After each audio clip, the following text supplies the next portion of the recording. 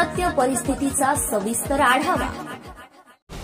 परभणी जिल्ह्यातील पालम येथे मराठवाडा सार्वजनिक शिक्षण प्रसारक मंडळ द्वारा संचालित आनंद आश्रम वसतिगृह पालम येथील एका भाडेतत्वावर घेतलेल्या इमारतीमध्ये आहे। त्यात इमारतीचे मालक व संस्था चालक यांच्या आपसातील वादामुळे इमारत मालकाने वसतिगृह व तेथील विद्यार्थ्यांना इतरत्र हलवण्याचा तकादा लावला आहे। त्यामुळे विद्यार्थ्यांना तात्काळ निवारा मिळणे अशक्य आहे। हे की त्यात संस्थेचे सचिव दत्ता राठोड यांच्या म्हणण्यानुसार चालू शैक्षणिक वर्षात विद्यार्थ्यांचे नुकसान होऊ नये व सर्व विद्यार्थ्यांना चांगली सुविधा मिळावी यासाठी चालू शैक्षणिक वर्ष संपेपर्यंत वसतिगृह व 40 विद्यार्थी या इमारतीतच राहावी अशी मागणी त्यांनी केली आहे। परंतु घरमालकाचा याला विरोध असल्यामुळे हे प्रकरण वादग्रस्त झालेले आहे। जेणेकरून 40 विद्यार्थ्यांचे शैक्षणिक वर्ष वाया जाऊ नये म्हणून संस्थेच्या सचिवाने जिल्हा परिषद मुख्य कार्यकारी अधिकारी यांना लिखित निवेदन दिले आहे। महाराष्ट्र टुडे मराठीसाठी ब्युरो रिपोर्ट महबूब शेख, पालम।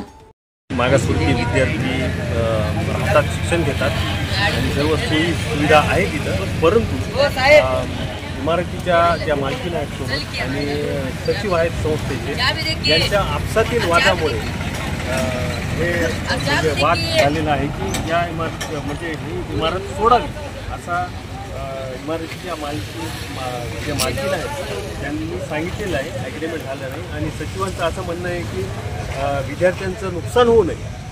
तर आता हे प्रकरण न्यायप्रविष्ट आहे, कायद्याच्या चौकटीत आहे।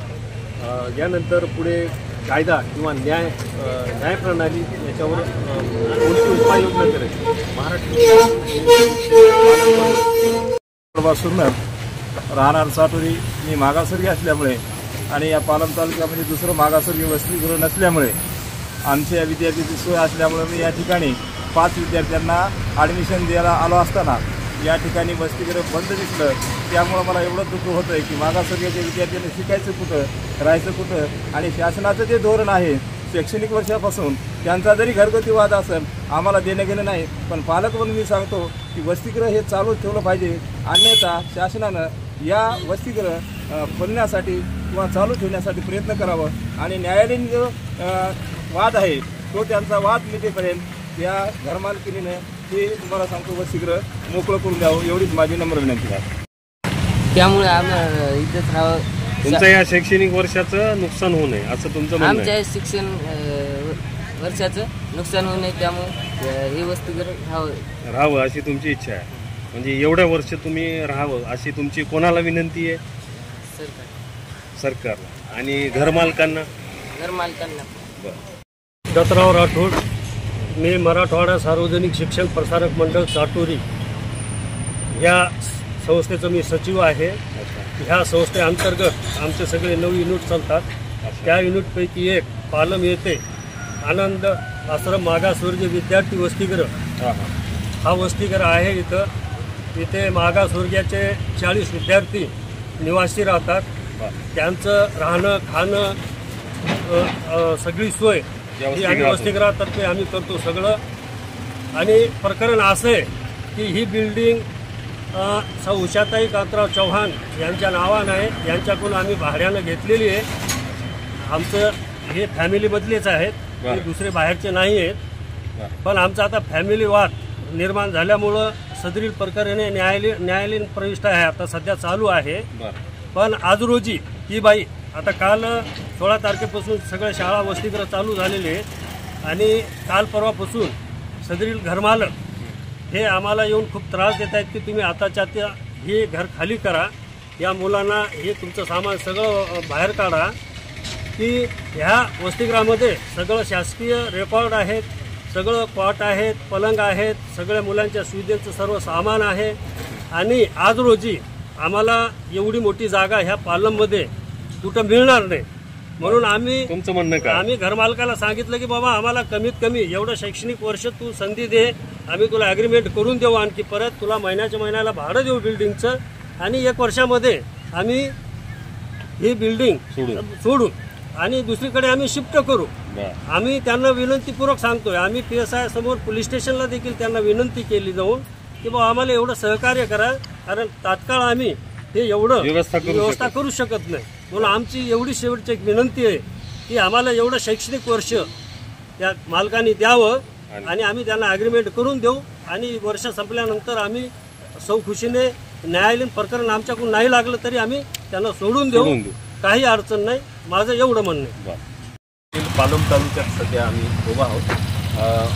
आमच्या मागे आनंद आश्रम विद्यार्थी वसतिगृह सध्या या ठिकाणी आम्ही आहोत आणि सोबत संस्थेचे सचिव, विद्यार्थी आणि विद्यार्थ्यांची पालक. मुद्दा असा आहे की या वसतिगृहाचा न्यायालयामध्ये प्रकरण चालू आहे की जे मालक आहेत त्यांचं म्हणणं असं आहे की आता तुम्ही हे सोडून द्या, कारण हे किरायानं दिलेलं आहे. मालकाकडून जे मालक आहेत त्यांनी किरायानं दिलेले आहे आणि प्रकरण न्यायप्रविष्ट असताना त्यांचं म्हणणं असं आहे मालकाचं की हे वसतिगृह तुम्ही आत्ताच सोडा. आणि सचिवाची मागणी आहे, पालकांची अशी मागणी आहे की विद्यार्थ्यांचं शैक्षणिक नुकसान होऊ नये. 40 विद्यार्थी या वसतिगृहात म्हणजे राहतात, मागासवर्गीय विद्यार्थी आहेत आणि त्यांचं शैक्षणिक नुकसान होऊ नये म्हणून यांनी म्हणजे कोर्टात हा म्हणजे न्यायप्रविष्ट आहे आणि यांची मागणी आहे. तर सचिव आमच्यासोबत आहेत, त्यांचं म्हणणं काय आहे आपण प्रत्यक्ष त्यांच्याशी. की 6 महिन्याचं ॲग्रीमेंट करा. मला पोलीसवाल्याकडून सुद्धा मदत नाही. पोलीसवाले सुद्धा म्हणतात की कोर्टातून आता एक पत्रकार म्हणून म्हणतो, आता तुमच्या मागं मीडिया आहे बरोबर, आम्ही एक पत्रकार आहे. आता जर तुम्हाला यांनी ॲग्रीमेंट करून दिलं तर तुम्ही देणार, ॲग्रीमेंट केल्यावर देणार का, हा प्रश्न. त्यांना सांगितलेलं आहे गेल्या वर्षी मी काहीतरी लेकराचा विचार करून दिलेला आहे, पण म्हणजे ॲग्रीमेंट केल्याशिवाय तुम्ही देणार का नाही देणार, दोनच. ॲग्रीमेंट केल्यानंतर सुद्धा मी त्यांना घर देऊ शकत नाही. ॲग्रीमेंट केल्यावर सुद्धा तुम्ही देऊ शकत. बरं एक सांगा, आता हे न्यायप्रविष्ट प्रकरण इथं मुलंच राहत नाही भाऊ. ॲग्रीमेंट करायचं, मुलं राहायचं प्रश्न नाही. तुम्ही या इथं प्रत्येक यांच्या जेवढ्या पण शाळा आहेत कांतराव चव्हाणच्या, त्या शाळेवर फक्त जेव्हा अधिकारी लोक तपासायला येतात ऍडमिशन चालू आहे. ऐका ना, आम्ही आता तुम्ही म्हणता विद्यार्थी आहेत, सुरू कधीपासून होणार आहे? सोमवारपासून. तर आम्ही सोमवारी मंगळवारी इथे चक्कर मारणार. तुमचे किती विद्यार्थी इथे? 40 विद्यार्थी दिसले पाहिजे. बरोबर, ठीक आहे. 30-35 आम्ही दर 15-20 दिवसाला पाहणार. तर त्यांचं म्हणणं आपल्याला म्हणजे त्यांचं म्हणणं आहे की विद्यार्थी नाहीच. तर तुमचं म्हणणं काय? माझं म्हणणं, माझ्याकडे ऍडमिशन झाले, सध्या विद्यार्थी नाही. सध्या विद्यार्थी नाही. म्हणजे प्रवेश कधीपासून सुरू होणार आहे तुमचा? सोमवार. पूर्ण विद्यार्थी कधी इथं हजर उपस्थित कधी राहते? सोमवारच्या नंतर जसे आले तसे घ्यावं लागणार. म्हणजे महिना 15 दिवसात पूर्ण विद्यार्थी, 1 महिन्यात पूर्ण विद्यार्थी इथं होऊ शकतात, जमा होतील. होऊ शकतात का जमा होतील? जमा होतात.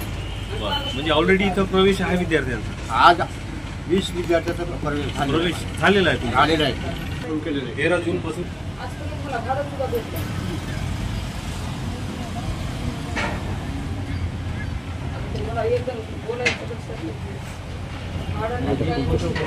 विद्यार्थ्याची कुठेही सोय करू साहेबांना, म्हणजे संस्था अध्यक्षानं कुठेही सोय करू. त्या ठिकाणी विद्यार्थी आहे त्या ठिकाणी मी राहणार. आणि मला समाज कल्याण प्रो असं आहे की ज्या ठिकाणी विद्यार्थी आहे त्या ठिकाणी रूम मला त्याने द्यावंच लागणार. किती वर्षापासून? आणि मी 2001 पासून कुठं राहतो. माझं वैयक्तिक 11/11/84 नेमणूक झालेली. 2001 पासून तुम्ही या इमारतीमध्ये वसतिगृह आहे.